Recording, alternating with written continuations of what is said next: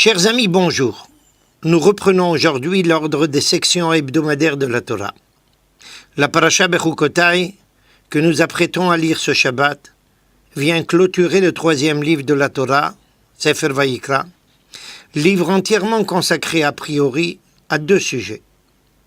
Le premier, tout le culte consacré à Dieu dans le cadre du tabernacle et plus tard dans celui du temple à Jérusalem. Et le second, un ensemble de préceptes moraux, aussi bien que religieux, que Dieu nous a ordonnés jusqu'à la fin des temps.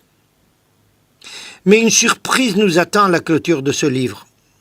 Et cette surprise, c'est très exactement le contenu de notre paracha, qui elle-même se subdivise également en deux sujets, a priori n'ayant aucun rapport l'un avec l'autre. Le premier représente une menace assez dure et sévère, dans le cas de refus de notre part de se soumettre aux exigences divines. Et le second, a priori sans aucun rapport avec le précédent, traite de personnes qui formuleraient un vœu exprimant la volonté d'offrir à Dieu la valeur de quelque chose d'important à leurs yeux, le prix d'un terrain leur appartenant, ou plus surprenant que ça puisse paraître, la valeur, entre guillemets évidemment, d'une personne leur tenant à cœur. Et à ce moment-là, ils sont tenus de verser une somme adéquate à ce qui relève du sacré.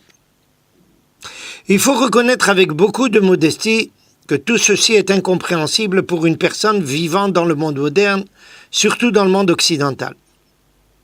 Mais nous, juifs croyants, nous savons bien que la Torah sortit directement de la bouche de Dieu et, en conséquence, une façon de vivre, de réfléchir, d'aborder toute l'existence de la façon la plus adéquate, quelle que soit la période de l'histoire dans laquelle nous nous trouvons insérés et quelle que soit la culture ambiante dans laquelle nous sommes plongés. Et comme d'habitude, dans tout ce qui concerne les textes de la Torah, ce qui va nous permettre de trouver la clé de toutes ces énigmes, c'est justement une réflexion qui se refusera d'être superficielle.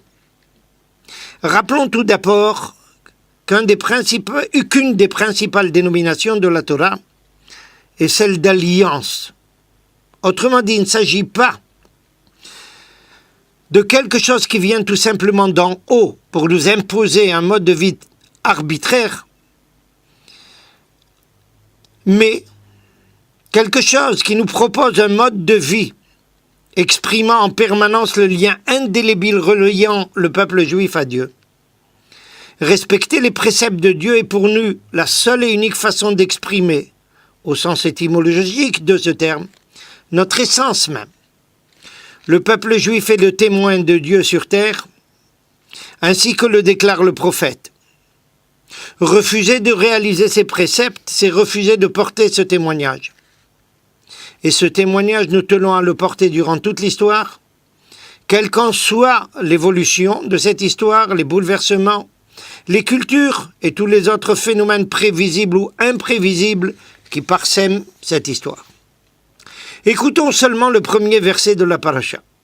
« Si vous vous conduisez suivant mes lois, si vous gardez mes préceptes et les exécutez, je vous donnerai les pluies en leur saison, et la terre livrera son produit, et l'arbre du champ donnera son fruit. » Je viens de vous citer ce verset dans une de ses meilleures traductions en français, celle du rabbinat. Et pourtant, elle est très imprécise et n'arrive pas à transmettre l'idée juive avec toute la précision nécessaire. Les termes de loi et de préceptes ne correspondent pas du tout à l'original. Dans la conception juive de la Torah, il y a une distinction fondamentale entre deux catégories de préceptes.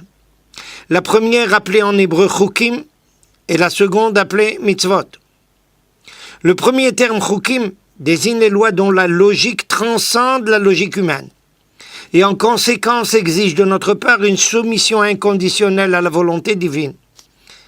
Tandis que le deuxième terme, mitzvot, désigne l'ensemble des préceptes que la logique humaine conçoit parfaitement comme par exemple de ne pas tuer, de ne pas voler, de respecter ses parents, etc. Mais en fait, il y a bien plus que cela dans le verset.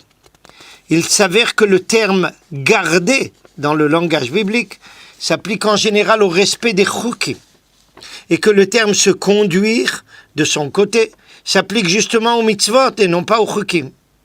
Il y a donc dans notre verset inversion de polarité des verbes attachés à ces deux catégories de préceptes divins. Comment expliquer ce phénomène? La réponse n'est peut-être pas simple, mais elle est très claire. L'idéal de la soumission juive à la volonté divine ne s'exprime pas simplement par le fait d'accepter de s'y soumettre, mais peut-être plus que cela, d'accepter de réaliser ce qui ne répond pas forcément à la rationalité humaine ordinaire, comme s'il s'agissait de quelque chose de parfaitement rationnel. Et de réaliser ce qui correspond parfaitement à notre rationalité, comme s'il s'agissait de quelque chose transcendant cette rationalité. C'est dans ce sens-là qu'on peut comprendre pourquoi la paracha se termine par un ensemble de mitzvot concernant la personne qui veut donner d'elle-même et de ses biens à tout ce qui relève du sacré, qu'il s'agisse de la valeur d'un terrain, qu'il s'agisse de la valeur d'une personne. Et c'est peut-être le phénomène le plus incompréhensible dans une culture occidentale moderne, qui n'arrive pas à saisir ce rapport intime entre l'être humain et Dieu. Rapport qui, dans le peuple juif, n'est pas l'expression d'une soumission pour cause de menace, mais l'expression d'une volonté de donner de soi-même de tout cœur. Autrement dit, l'expression d'un amour profond découlant de la conscience que tout ce monde que Dieu a mis à notre disposition n'est là que pour notre bien et notre bonheur, malgré toutes les difficultés qu'on peut rencontrer quelquefois. Chas v'shalom. Il y a là aussi un autre point fondamental.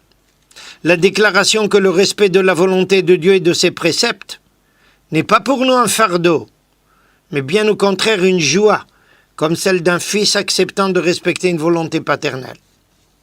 Dans ce cadre-là, on peut comprendre le sens de la juxtaposition de ces lois-là avec les menaces proférées au début de la paracha. Dans la mesure où nous nous refuserions de nous soumettre à la volonté divine, ces menaces ne viennent pas là pour nous effrayer, même si elles sont quelquefois effectivement effrayantes. Mais bien au contraire, elles sont là pour nous ramener au bercail dans la mesure où nous nous laisserons égarer. C'est dans ce sens-là qu'on comprend le contenu de la Haftara de cette semaine, extraite du prophète Jérémie, qui d'une part nous précise comment l'exil aura été malheureusement la réalisation de toutes ces malédictions, mais d'autre part nous annonce que c'est un trône glorieux, sublime de toute éternité que le lieu de notre sanctuaire. Je vous ai cité textuellement le prophète. Autrement dit, la reconstruction de Jérusalem, une bénédiction que nous avons la chance de vivre aujourd'hui après 2000 ans, et que très justement après-demain nous fêterons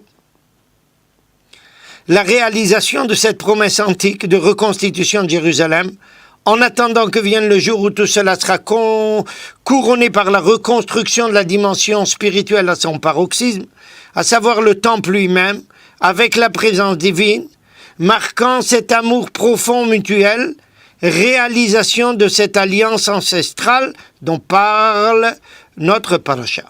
Shabbat Shalom.